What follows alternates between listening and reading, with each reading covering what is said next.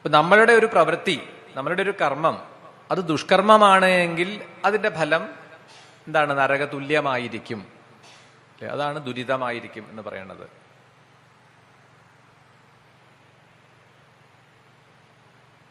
അപ്പൊ മുമ്പ് ചെയ്ത കർമ്മങ്ങളാണ്, അതിന്റെ ഫലമാണ്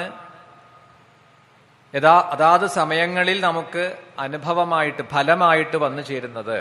കർമ്മഫലം നമ്മൾ സാധാരണ ധാരാളമായിട്ട് കേൾക്കുന്ന ഒരു പദമാണ്. പുരാണങ്ങളെക്കുറിച്ചൊക്കെ പറയുമ്പോഴും പലയിടത്തും നമ്മൾ കേൾക്കുന്നതാണ് ഈ കർമ്മത്തിന്റെ ഫലം എന്നാണ്.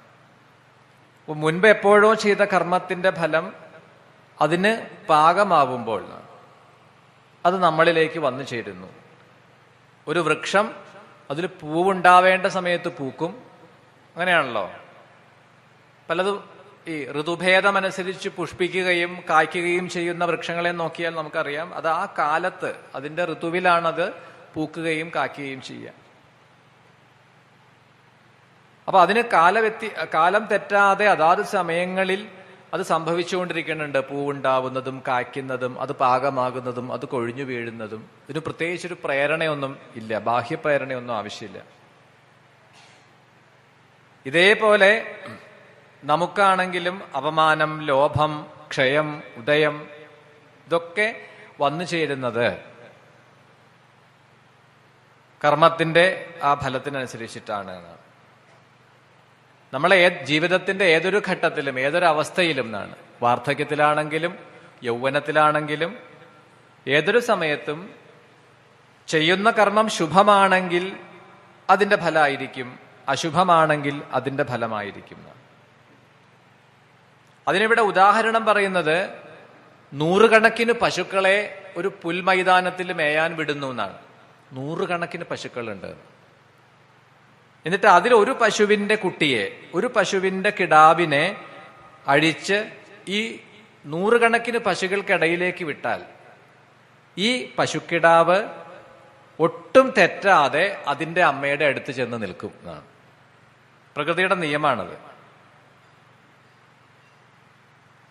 യാതൊരു സംശയവുമില്ല. നൂറുകണക്കിന് പശുക്കളുണ്ടെങ്കിലും ഈ പശുക്കിടാവിന് തന്റെ അമ്മയെ തിരിച്ചറിയാൻ പറ്റും. അത് അതിന്റെ അടുത്ത് ചെന്ന അമ്മയുടെ അകട്ടിൽ നിന്ന് അത് പാല് കുടിക്കുന്നത് കാണാം. ഇതേപോലെ ഒരു പശുക്കിടാവ് അതിന്റെ അമ്മയെ, അതിന്റെ തള്ളപ്പശുവിനെ തെറ്റാതെ സ്വീകരിക്കുന്നത് പോലെ കർമ്മം ചെയ്തവനെ ബാധിക്കുന്നതാണ്. നമ്മൾ ചില വാർത്തകൾ കേൾക്കാറുണ്ട്, ആള് മാറി വെട്ടി എന്നാണ്. രാത്രിയിലെ പോണ വഴിക്ക് വെട്ടുകൊണ്ടു, എന്നിട്ടാണ് പിറ്റേ ദിവസം വാർത്തയിൽ പറയണു ആള് മാറി വെട്ടിയതാണ്, വേറെ ആരോ ആണെന്ന് വിചാരിച്ചിട്ട് നമുക്ക് കിട്ടി. മനുഷ്യർക്കിടയിലേ അങ്ങനെയുള്ളൂ, കർമ്മത്തിന് അങ്ങനെയില്ല. നമുക്ക് ഒരു സംശയമില്ല, ചെയ്ത കർമ്മത്തിന്റെ ഫലം വരൂ. അപ്പൊ വെറുതെ പരിതപിച്ചിട്ട് കാര്യമില്ല. എനിക്ക് ഇങ്ങനെ വന്നൂല്ലോ, വരേണ്ടതാണ്, സംശയമൊന്നുമില്ല, അത് നിങ്ങൾക്ക് തന്നെയാ വരേണ്ടത്.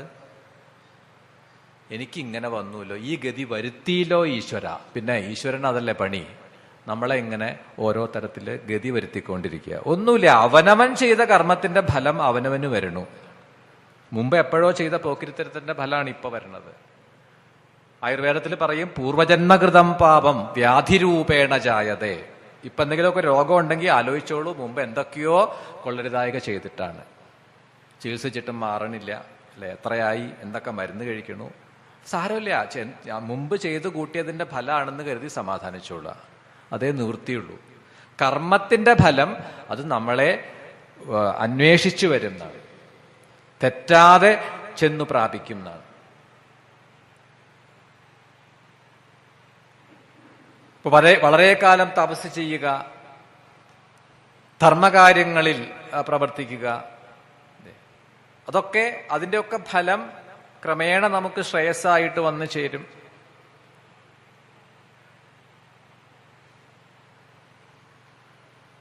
അതിനു വേണ്ടിയിട്ട് അപ്പൊ നമ്മൾ നന്മ തിന്മകളെ മനസ്സിലാക്കിക്കൊണ്ട് വേണം കർമ്മം ചെയ്യാൻ എന്ന് ഇവിടെ ബോധ്യപ്പെടുത്തുകയാണ്.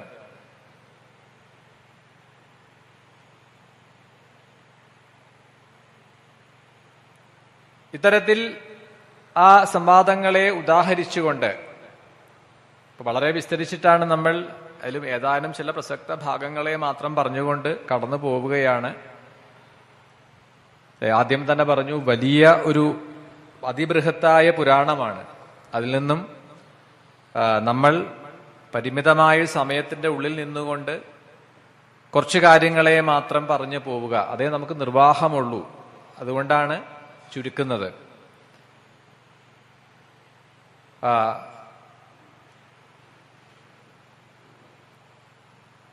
അപ്പൊ ധർമ്മം ആചരിക്കണം എന്ന് പറഞ്ഞു. അപ്പൊ ധർമ്മത്തിന്റെ ലക്ഷണം എന്താണ്, അത് ഏതു വിധമാണ് എന്നൊക്കെ ചോദിക്കുമ്പോ അതിനെ കുറിച്ചിട്ടൊക്കെയുള്ള മറുപടി. അപ്പോഴാണ് ആശ്രമധർമ്മങ്ങളെയൊക്കെ പറഞ്ഞത്. ഓരോ ആശ്രമധർമ്മത്തിലും അവരവർ ചെയ്യേണ്ടതായ വ്രതനിയമങ്ങൾ അനുഷ്ഠിക്കുക, ഗൃഹസ്ഥാശ്രമിക്ക് പറഞ്ഞതായ കാര്യങ്ങളെ ചെയ്യുക, ഇതൊക്കെയാണ് ഇവിടെ. അപ്പൊ പൊതുവെ എല്ലാവർക്കും ബാധകമായ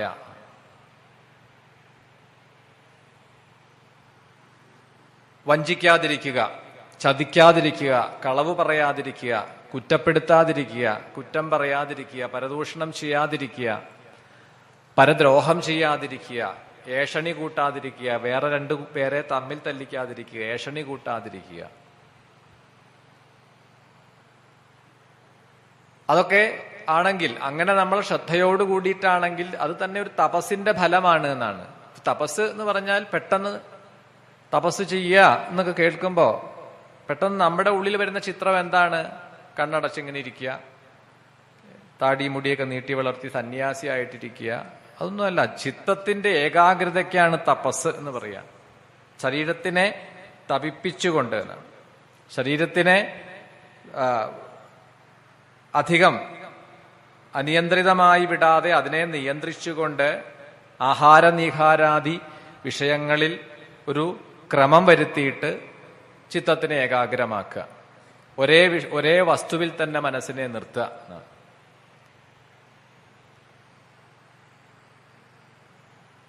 അപ്പൊ ഇത്തരത്തിൽ പല ആചാരങ്ങളെക്കുറിച്ചും ആചാരവിധികളെക്കുറിച്ചും ചോദിച്ചപ്പോൾ അതിനെക്കുറിച്ചും ഇവിടെ പറയുകയാണ്.